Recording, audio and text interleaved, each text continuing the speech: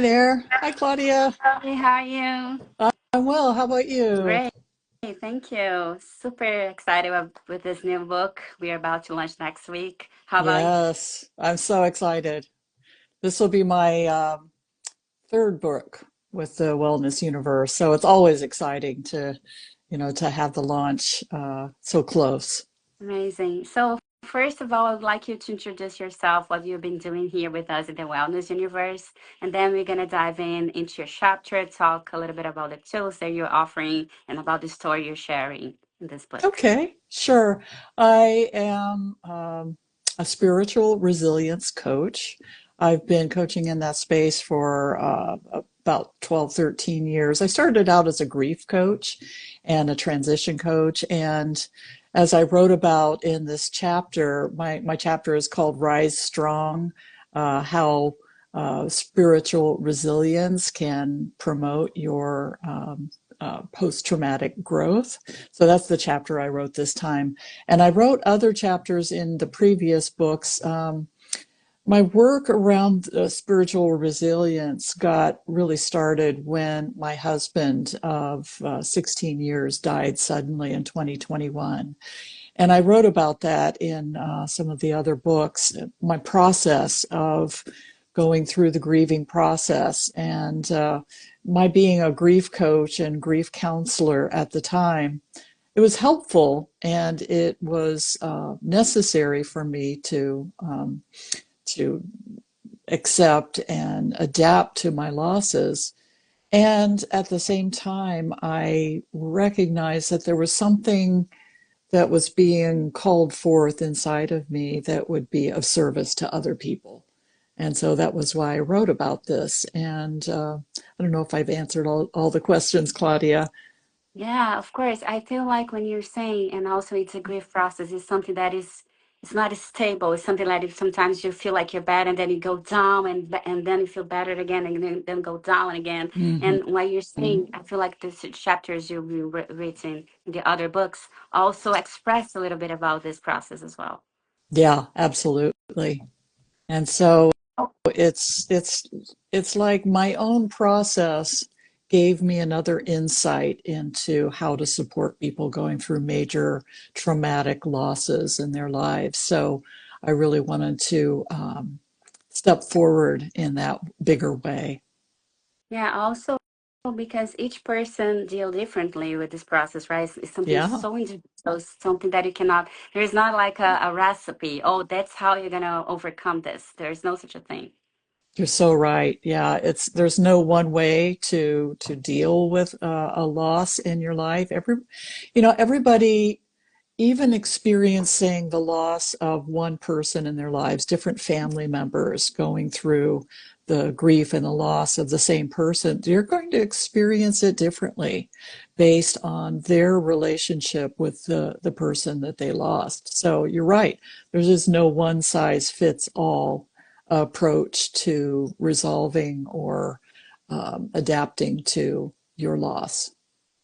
And how do you feel like this exchange between you and your clients help you in this both ways? For instance, your own experiences with your husband, and then the amount of clients you already have, how their experience help you to go through that? Because we know that when you're surrounded by people that have been through the same situation, it's kind of, I wouldn't say easier, but softer, lighter. You Mm, go through the process, and also. Their experience help you with your own process. that's true. My clients have taught me a lot about resilience and about their own way forward, finding their own way forward after being having the rug pulled out from under them. So of course I am inspired by and I learn by from all of my clients. And at the same time, I think there's that bridge when not only have you experienced what they're going through or something very similar to it, it makes you more relatable. It makes us partners in the process of adapting to loss and rebuilding your life after loss. That's my signature program is how do you take what you've lost and go through the tasks of mourning and get to the other side where you are ready and willing and want to create your next life's chapter on the other side of loss. Amazing.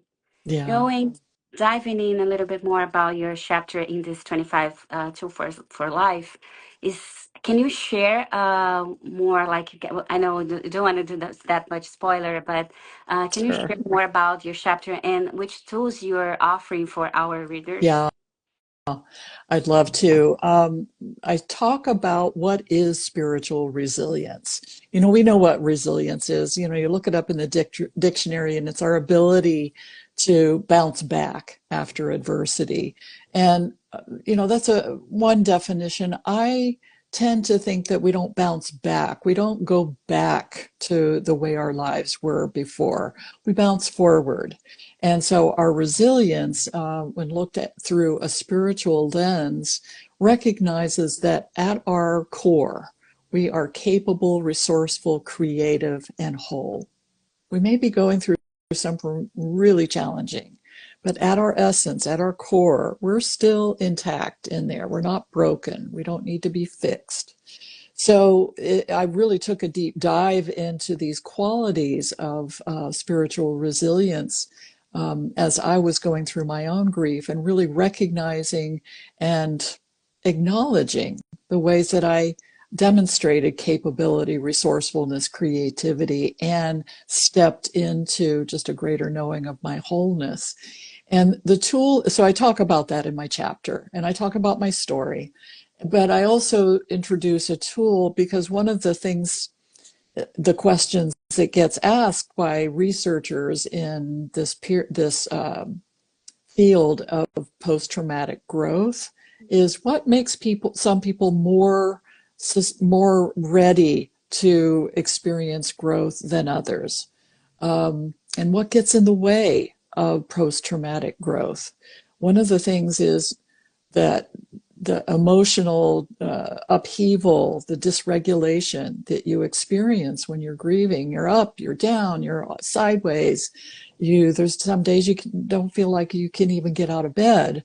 So what's That's a okay, tool? right? And that's okay. Yeah, it's part of the process. And there is a tool that we can use to help ourselves in that emotional dysregulation. And that's the tool that I brought forward. And it's a particular kind of journal writing I call emotional release writing, where you are doing a particular kind of journaling that is really meant to be cathartic and meant to help you become present to feel, to express, and release the emotions that you are experiencing at the time. So as you go through this process, one of the things that really gets people stuck in the grieving process is fear of the emotions, and so this process helps to bridge that, put a bridge over that fearful place, so where people can learn to meet and express and be with themselves while they're experiencing really intense emotions. So that's the tool that I bring forward in this chapter. I love that. And also, like when it comes to spirituality, and I love that in the wellness universe as well, because we approach people as in a holistic way, right? Not just our physical Mm-hmm. body or emotions and mentally, but also the spiritual, because at the end of the day, that's what makes us really feel like, as we're saying, all about gratitude Mm. and like so instead of just looking what's coming next, but also being grateful for all the experiences you have with this person, Yeah, because there's a lot of people they don't have this kind of relationship. So when you acknowledge that as well and connect it with your higher self, and that's something bigger than us here, that's all the universe, that it's like in this intelligence. I feel like this is make us feel like, oh, I like cozy, and yeah, I can do that, and I can go through this process and ask for help and go to the next day, yes, baby step by step, like baby step, but every day getting better. yeah. I mean, what you're saying is so accurate. And in my working with people, sometimes they really aren't ready to embrace gratitude or, the positive aspects or what some people call the gifts of your grief. And if you try to introduce that too early before a person is ready, it becomes like, oh, you're just trying to fix me. Oh, you're just trying to get me to turn that frown upside down and say a bunch of positive affirmations and I'll be good.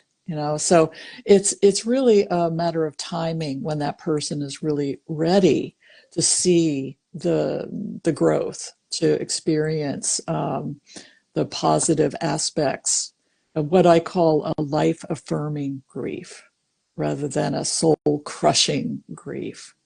And Correct. like you said, it's that ability to not only look back at your experience with what or the person who you lost and celebrate the beautiful things about it and also create that lasting connection with that person inside of you to where yes, they're not here with you in physical world reality, but they are a part of your heart. They are a part of your beingness, and so it really does help. That was my experience where, I just got to this place where I could talk to my husband and, just feel his presence, feel his love. And it does take time for that. If you introduce that too early, people are just not ready and they go, oh, you don't get me. You don't understand me. So you have to be careful. Yeah. Yeah. I love today I saw this message that was saying, imagine a chapter of a book that you cannot go back to read it again. And that's why. Mm, that, So this situation of being present in the moment and enjoying and not taking for granted, right? Like I'm here now, like right now here with you, Carrie, having this interview, knowing more about your story, sharing with the people that gonna is watching us now and gonna see this later, and then next week that we'll be to have a chance to have this treasure that it's the mm, 25 mm, tools for yeah, life in hands and read it and take all these experiences and grow and make them a better person, right? So I feel like that's exactly how we're supposed to live our lives in order to maybe when that situation comes, because we know that, right, this are gonna come eventually. We are not here yeah, forever, but we'll be like, I wouldn't say more prepared because we're never ready for that, but right. it would be, I think it would be like, oh, I would accept that in order to, okay, I did my part. I was the best person by the other side, so I'm okay. I am fine with Yeah, that. yeah, absolutely. And you're right. You get to be my age, you start to accumulate losses in life. And to the ability that we really invest our hearts and love wholeheartedly, we will grieve. And nobody's exempt from loss and grief. And so it's really important. I think, we're not really taught as a society in our in our society here how to grieve well. We're taught some we have some misunderstandings about what it means to grieve well. And that is one of the things that I have dedicated my practice and my work to is to help people understand that whatever you're going through, it's okay. It's normal. It's like there's nothing wrong with you. And we just need to slow down and companion together, hold hands and walk through this journey together because to the extent that we can learn to do that for another person, it enriches our own lives as well. So you're absolutely right. What you said, it's like because I went through this, because I studied it, because I am comfortable with it, it is my passion in life to help people through these difficult life transitions.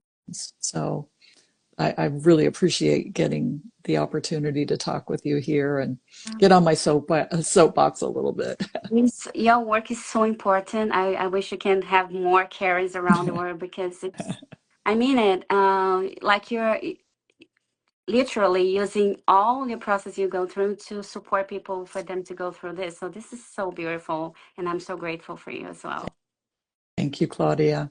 Uh, And like you said, so excited for the launch of the book. And there's 24 other amazing authors in this book. So yeah. there's a whole treasure trove of wisdom and um, life experience and joy, to be uncovered in this book. So, Yeah, not to mention we have more 18 inspirational people there. They also like kind of make the people see, oh, I want to do this as well, right? Because we're always saying that we are human beings. So if I am capable, able to do something, you are also capable to do that. yeah. Like I'm not that special. I'm just a person, and if I can do that, you can do as well. Like so, I want to live in this world that we are always supporting each other, helping, Hmm. because we feel so better. We feel like everything's going it's happening when you do such a thing, like when you put yourself in a position of being a contribution for life for people around you. That's true.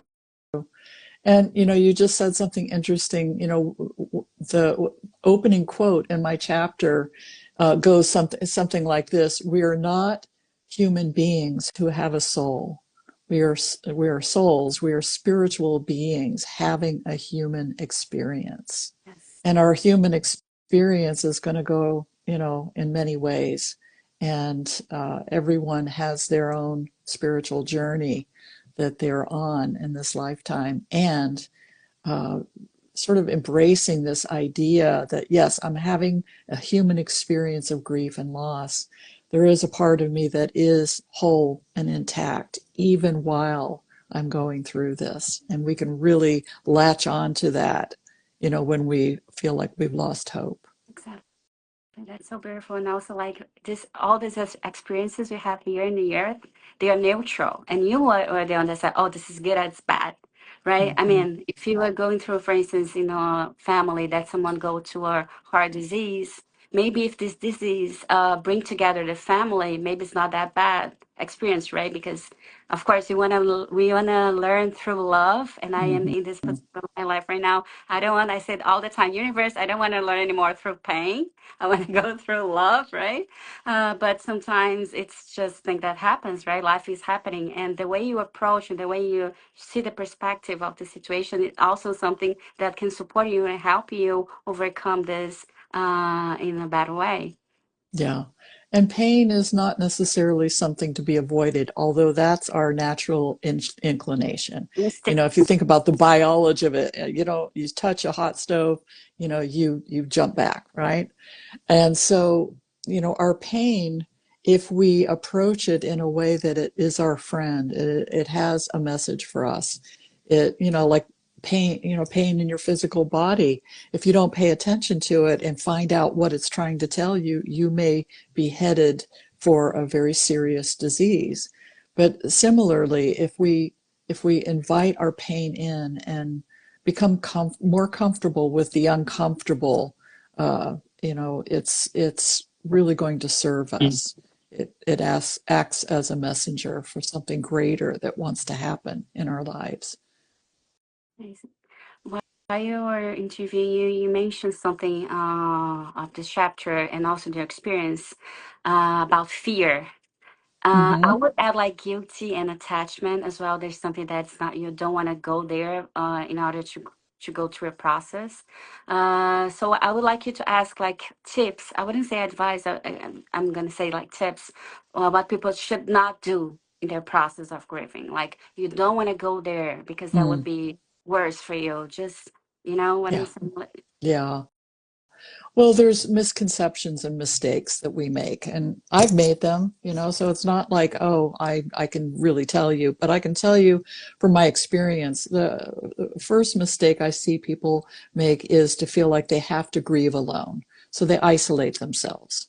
They think, nobody wants to hear about this. I'm just wearing everybody out. So they start to like keep their feelings and thoughts to themselves, and that isolation can really make you even feel more depressed, more lonely, more alone. And so, talking to people and finding people who are able to support you. Not everybody is. Now, that's important to say. A lot of people say, very hurtful things to a grieving person, not because they have that intention, Mm. but they are taught to say things that are not helpful, like, "Oh, you'll get over it soon," or it's you need to be grateful because your husband's in a better place now, and just things that seem helpful, but they aren't. So I talk to a lot of my clients who get pretty upset when somebody says these things to them. So I also just talk with them about you need to find people in your life that are safe for you to talk to about what you're going through. And once you do, that is really a treasure trove. Somebody who can companion, walk beside you while you're grieving instead of walking ahead of you or walking behind you or trying to fix you. Um, so to find that person or that group of people, your tribe, who can really help you. So that's the biggest mistake that I see people making is they get hurt and then they isolate themselves. And then it's sort of becomes a snowball of more pain and more suffering. So I would say that's the biggest mistake. Another mistake people make is they maladaptive coping strategies often get started in a grieving situation, drinking too much, taking prescription or non-prescription drugs just to self-medicate. Different. These are, yeah, these are problems that create new problems. So I would just say those are kind of the two main things: avoiding the pain by self-medication or distracting yourself or those kinds of things.